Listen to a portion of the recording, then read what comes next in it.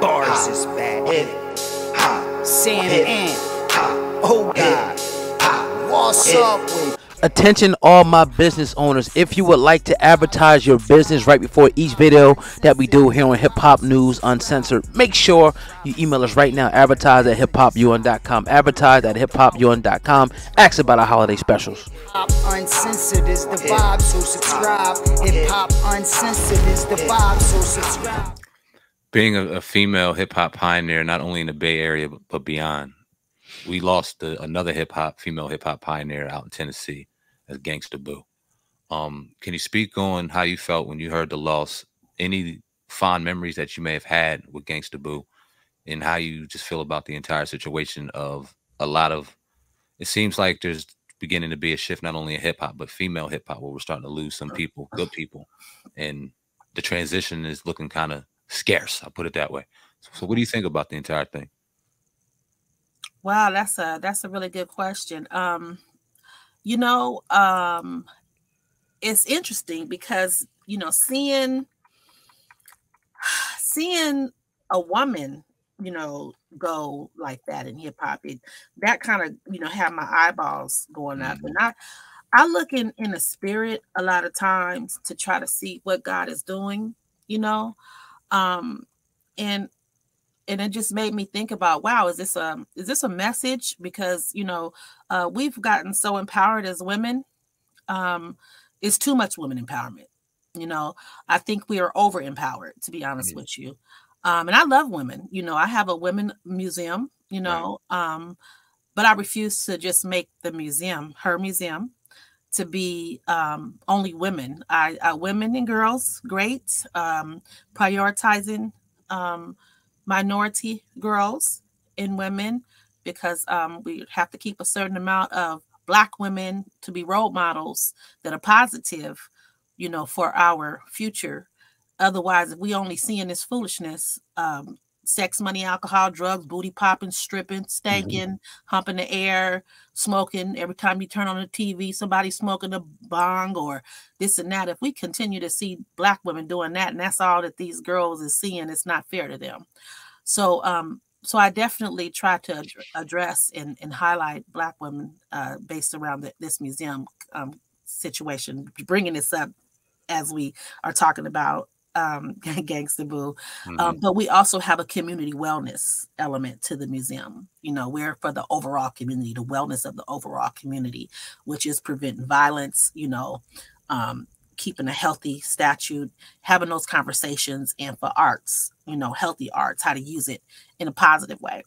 So back to the point of this over empowerment piece, that kind of came in my mind, but it was just so sad, to just know that one of my peers, basically, and a woman peer this time, left. And that was the first thing that went through my head, is like, wow, a girl now, because the hip hop, it's not surprising for people, unfortunately, in this entertainment business, and especially in hip hop, when things happen, because of, energy is real. If we continue to put and sow into the earth, dark energy, then dark energy comes back to get us, Unfortunately, that's just a law. It's a law that no one could ever change. And whether we see the results, or we hear about the results, or we don't, it's coming back. So, if we're continuously, sowing seeds that are not healthy in the atmosphere, then the results, unfortunately, is going to be based on what that is. So, but I never really listened to Gangsta Boo's music.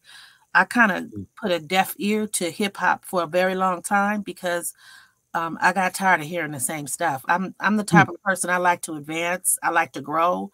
And when I seen that, it just seemed like everybody's pushing, the content that's just glorifying sex, money, alcohol, drugs, stripping, violence, bullying, being bad, being the baddest, and, this and that. It's like, oh my God, sometimes I just got to turn off from that, because I need to, as a grandmother, that I proudly say, I'm a grandmother of 6. My grandchildren are almost teenagers. Excuse me. My grandchildren are teenagers. I have 2 that are teenagers. And then there's 4 more, that's coming right behind them.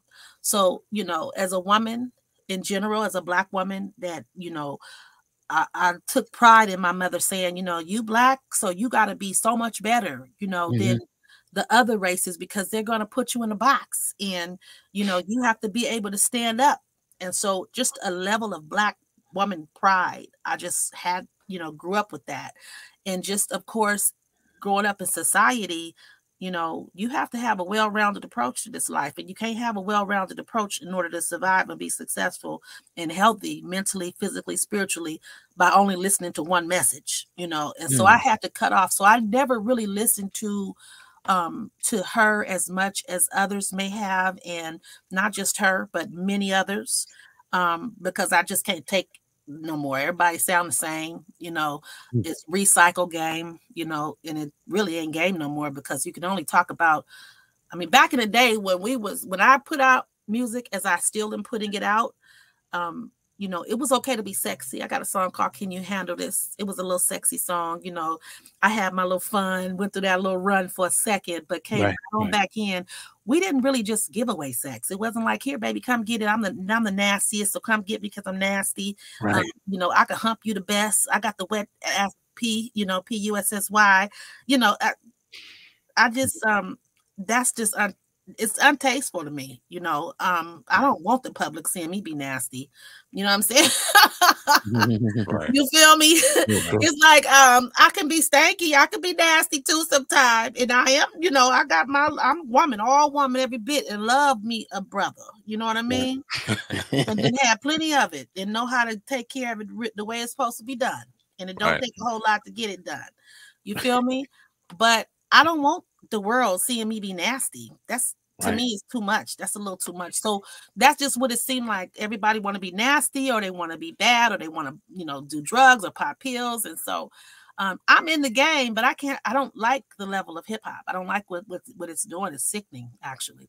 But with her, I just hate that she got caught up, in the middle of whatever it was that I've been hearing stuff, but you allegedly, you hear all type of things, and I like how you guys represent it. How we share the stories of the positive things, and I wish I had a chance to. I think I've ran across her on tour before, very briefly, and there was people trying to put me in contact with her. I've talked to her on the phone a few times, but we never really got to get together in person, and I'm not really sure. I don't remember her being in the same era as me. I think she came behind me. Right. I think she was like maybe 10 years behind me coming in. You know what I mean? I was being longer, I believe, than her. So she wasn't really in the same group of peers that I was in, I believe. Right. Now, what people were saying allegedly that it possibly could have been an overdose, we don't know. But not just her, but just in general, like, what part does hip hop play, in your opinion, if it does play a role in promoting this type of stuff? Though for years this has been promoted, drinking lean, popping pills, doing whatever, it's drinking a lot of alcohol, popping Molly, pills.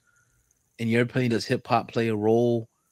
Is there blood on hip hop hands, for not particularly for her death, but deaths in general in hip hop that happen from overdosing? So in my view, I don't think we can say it's hip hop.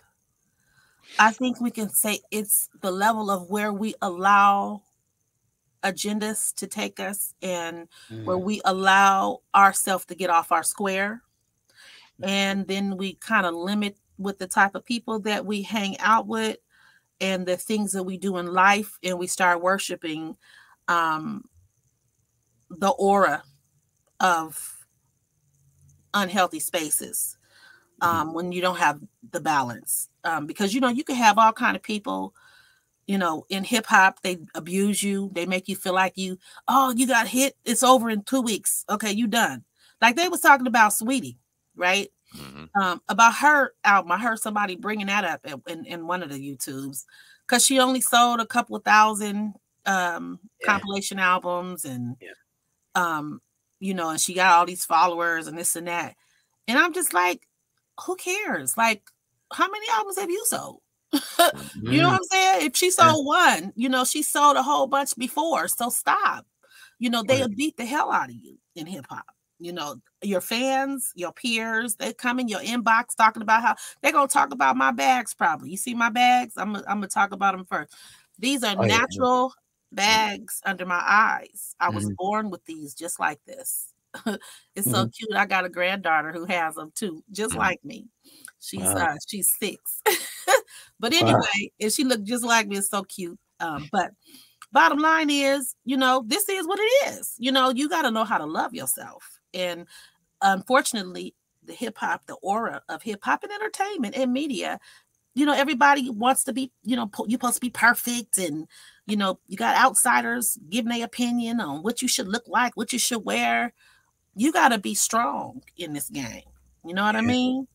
And that's where I believe the influence of hip hop and media in general, you know, can mess you up because you ain't thinking. And it's sad because like, you can't really blame it on hip hop. You can't blame it on the people.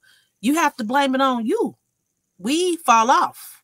We get caught up in foolishness. We get caught up in, you know, trying to be like stars. We get caught up in trying to be like the other star if we're a star. Baby, I can care less what these other people do. I just do me. If I sell 10 albums, I'm happy. As long as I produce one. And the first thing I say if somebody got something to say is, how many albums have you made? Or what music did you produce? Or what kids did you raise? You know, or what grandkids have you connected with? What have you done in your life? You have to know how to pick up what you've done well in your life. And, you know, and then you don't worry about what people say about you or what they doing or what they think. Because, you know, you can't please everybody. And that's what the hip hop aura tends to present itself as when you fall into it. You get what I'm saying? Absolutely. I hope I answered the question right. Yes, ma'am. You answered it honest, so it can't be more right than that. Yeah. And that's what I think it's a good time to transition, talking about the media and the poison and the dangers of media. And speaking about Miss Jaguar right now,